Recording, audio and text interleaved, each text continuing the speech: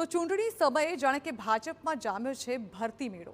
આપનો સાથ છોડનાર રાજુ કરપડાએ કેસરિયા કરી લીધા। પ્રદેશ ભાજપના નેતાઓની હાજરીમાં તેઓએ ભાજપનો ખેસ પહેર્યો। રાજુ કરપડા સાથે અન્ય 1000 કાર્યકર્તાઓ પણ ભાજપમાં જોડાઈ ગયા છે। ભાજપમાં જોડાયા બાદ રાજુ કરપડાએ મોટું નિવેદન આપ્યું। તેઓએ કહ્યું છે કે સત્તા પક્ષની સામે રહીને ખેડૂતોનું હિત નહીં થઈ શકે। ખેડૂતોની પીડાનું નિરાકરણ લાવવું હોય તો સત્તા પક્ષમાં રહેવું પડશે। ખેડૂતોના હિત માટે હું ભાજપ સાથે જોડાયો છું। વિપક્ષમાં રહીને તો માત્ર રાજકીય રોટલા શેકી શકાય। ગામડા તૂટે નહીં અને ખેડૂતોના પ્રશ્નને વાચા મળે તે માટે નિર્ણય લીધો છે। ઘણું મંથન કર્યા બાદ મને સાચી વાત સમજાઈ અને નિર્ણય કર્યો છે। મને દુઃખ થાય છે કે પાછલા 5 વર્ષમાં ખોટી જગ્યાએ મહેનત કરી। છેલ્લે જ્યારે હળદળવાળી ઘટના ઘટી, હું જેલમાં ગયો,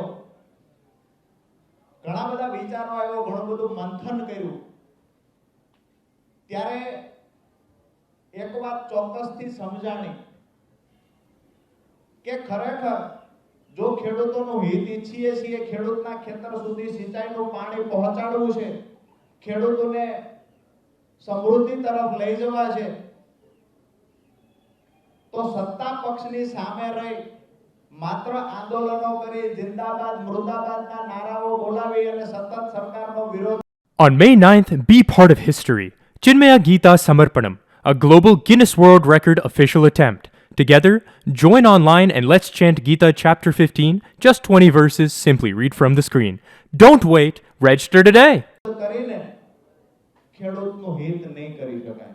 અમારા ખેડૂત સંગઠનને મજબૂત બનાવી આવનાર દિવસોમાં ખેડૂતોના જેટલા પણ પ્રશ્ન છે એને વાચા આપી અને આજ ભારતીય જનતા પાર્ટીની સરકાર પાસે ખેડૂતોના કામ થાય ને એ અપેક્ષા સાથે આજ ભારતીય જનતા પાર્ટીનો ખેસ ધારણ કર્યો।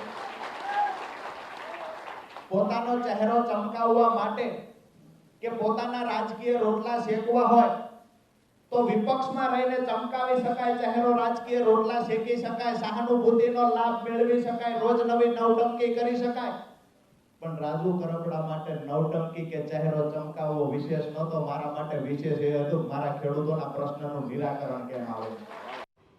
તો નાયબ મુખ્યપ્રધાન હર્ષ સંઘવી અને રાજુ કરપડા વચ્ચે મુલાકાત યોજાઈ। ગાંધીનગર સર્કિટ હાઉસ ખાતે બંને નેતાઓ વચ્ચે મુલાકાત થઈ। પાર્લામેન્ટરી બોર્ડની બેઠક છોડી મુલાકાત માટે હર્ષ સંઘવી આવ્યા હતા। રાજુ કરપડા ભાજપમાં જોડાયા બાદ હર્ષ સંઘવીએ તેઓની સાથે મુલાકાત કરી।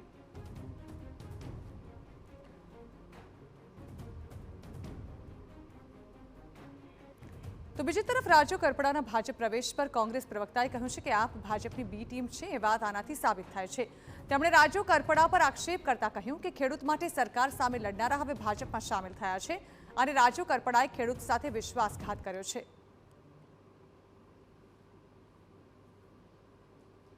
અમે પહેલેથી જ એ કહેતા હતા અને આ ફરી એક વખત આ ઉદાહરણ સામે આવ્યું છે કે આમ આદમી પાર્ટી એ ભાજપાની બી ટીમ છે અને સમય આવે સરકાર એ પ્રમાણે જે કરાવવું હોય એ ભાજપા એમની પાસે કરાવી રહી છે। જે રીતે એમને આજે ખેસ પહેર્યા ત્યારે વાત કરી, એમને લખેલી સ્ક્રિપ્ટ પ્રમાણે આપવામાં આવ્યું, પણ દુઃખ સાથે કહેવું પડે કે ખેડૂતોના હિતની વાત કરીને સરકાર સામે જે વાત કરતા હતા એ આજે સરકારની સાથે સામેલ થઈને ખેડૂત સમાજનો વિશ્વાસઘાત કર્યો છે। હું એમને પૂછવા એ પણ માંગુ છું ભાજપાને કે તમે આજે તમારા સૂર બદલાના છે કારણ કે તમે ગળામાં ભાજપાનો પટ્ટો પહેર્યો છે। તો જૂનાગઢમાં રાજુ કરપડાના ભાજપમાં જોડાવા મુદ્દે આપે પ્રતિક્રિયા આપી છે। રાજુ કરપડા ભાજપમાં જોડાવાના હતા તે પહેલાથી જ નક્કી હતું તેવું આપનું કહેવું છે। તેઓએ કહ્યું છે કે ખેડૂતોને હવે ખબર પડી જશે કે તેમના ખેડૂત નેતા કેટલા સ્વાર્થી છે।